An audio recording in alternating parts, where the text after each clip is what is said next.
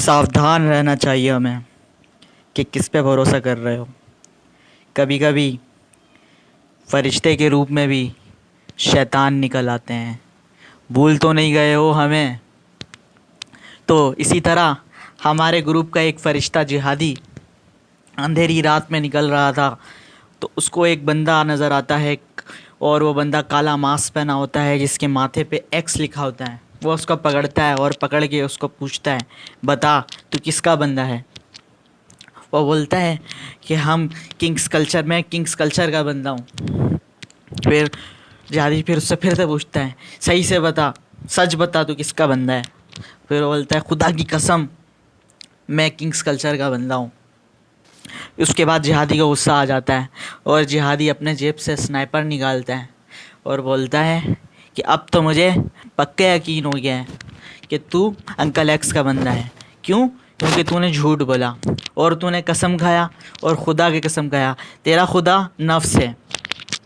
अब इसलिए मुझे कन्फर्म, और तू झूठ भी बोल रहा है, इससे साबित होता है कि तू जो है तेरा खुदा नफ्स है और तू अंकल एक्स का बंदा है। इतने में वो उसके सर पे रखता है स्नाइपर और उसको उड़ा देता है। वो बंदा मर जाता है। तो इस तरह अंकल एक्स का ख़ात्मा कर दिया जिहादी ने। अच्छा, अब ये तो था एक बंदा अंकल एक्स। अब कुछ लोग पूछ रहे हैं कि क्या अंकल एक्स जो है वो एक शख्स है या फिर अंकल एक्स जो है वो एक सिस्टम है। इस सीज़न 2 को आज मैं एंड कर रहा हूँ, सही है, तो इसलिए मैं थोड़ा सा कंप्लीट आज स्टोरी आप लोगों को बताता हूँ। जब मेरे अब्बू जो हैं वो नज़ामत का टाइम था, तो अंकल एक्स ने उन्होंने गरीबों की ज़मीन जब क्या नाम है मैदान ग्राउंड जब बनाया था, तो अंकल एक्स ने उन पर फायरिंग करवाई थी और वो बच गए थे अल्लाह के करम से। उसके बाद एक अंकल एक्स तो वो एक निज़ाम है, सिस्टम है, ठीक है। और अगर वो निज़ाम है तो वो तो नंगा हो गया, उसको मैं उसको नहीं छोड़ूंगा, वो तो गया मेरे हाथों से।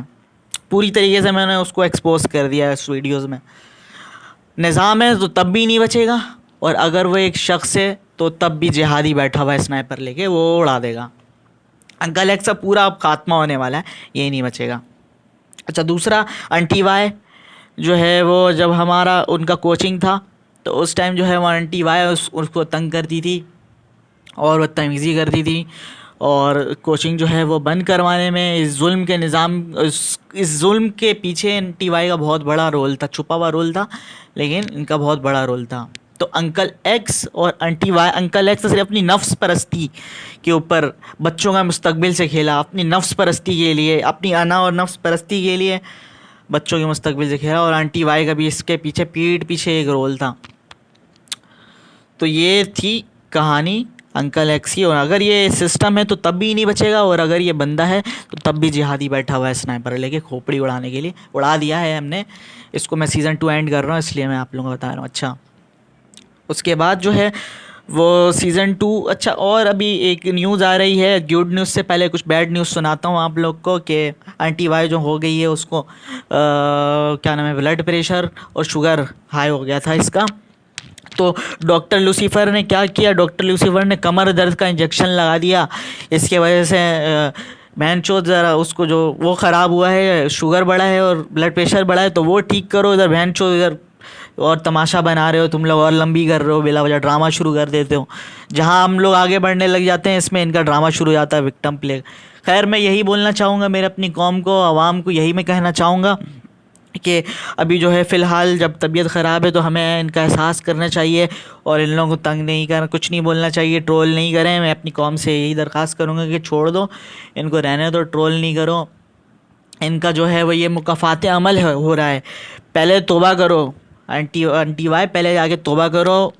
और हुकूकुल्लाह जो है ना, अल्लाह ताला माफ़ उस टाइम तक नहीं करेगा अब तक हुकूकुल इबाद आप लोग जो है वो पूरा नहीं करोगे। उस बच्चे से माफ़ी, बल्कि वो माफ़ करने वाला तो अल्लाह ही है।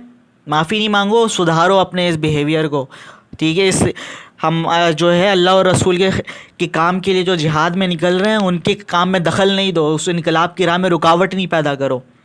आप तौबा करो, अपने तौबा माफ़ी नहीं मांगो, बल्कि आप उस अपने रवैये से दिखाओ इस चीज़ को। और ये मुकाफ़ात अमल है, आपके साथ ऐसे ही होता है। और मैं अपनी कौम को भी यही कहूँगा कि छोड़ दो, इनको तंग नहीं करो आप लोग, और जो है ट्रोल नहीं करो। इनकी यही सज़ा काफ़ी है कि इनको सुकून नहीं है इनकी ज़िंदगी के अंदर, नींद हराम है इनकी, इनको नींद नहीं आती है। और हम लोग जो हैं वो सुकून से सोते हैं, क्योंकि हम लोग ने किसी के साथ गलत नहीं किया।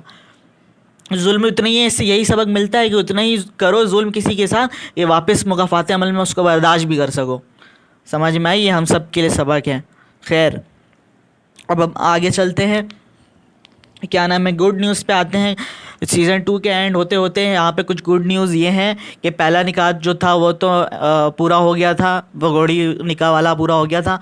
उसके बाद जो है सेकंड निकाह भी पूरा हो गया है कि गरीबों को उनकी ज़मीन मिल गई, उनका हक मिल गया गरीबों को। उसके बाद जो है वो अभी हमारे इस कॉलोनी के अंदर क्या नाम है, तजदीद इस्लाम का बोलबाला हो रहा है आहिस्ता आहिस्ता। माशाल्लाह से लोग आगे बढ़ रहे हैं, इस तरफ आ रहे हैं। इस बात पे मुझे बहुत खुशी हो रही है कि मैंने इस पे अच्छा एक रोल अदा किया। तजदीद इस्लाम का बोलबाला हुआ, उसके बाद जो है वो और कौन सा एक निकाह और पूरा हो गया था, नाम याद नहीं, उसका निकाह मुझे याद नहीं आ रहा। खैर आएगा तो बताऊँगा। अच्छा, हकीकी आज़ादी के लिए जो लोग हैं वो जिहाद के लिए, जद्दोजहद के लिए वो निकल गए हैं। ठीक है ना, हकीकी आज़ादी के लिए के ख़िलाफ़ जिहाद हमारा ईमान का इम्तहान है, किंग्स कल्चर के लोगों का इम्तहान है। तो ये है कुछ निकात, ये जो 5 6 7 निकात पूरे हो गए हैं, एक एक करके वो मैं उसमें लगा दूंगा कमेंट में। खैर अभी इतना टाइम नहीं है एक एक करके बताऊं कि ये निकात, ये तो ये कुछ निकात हैं वो पूरे हो गए। अब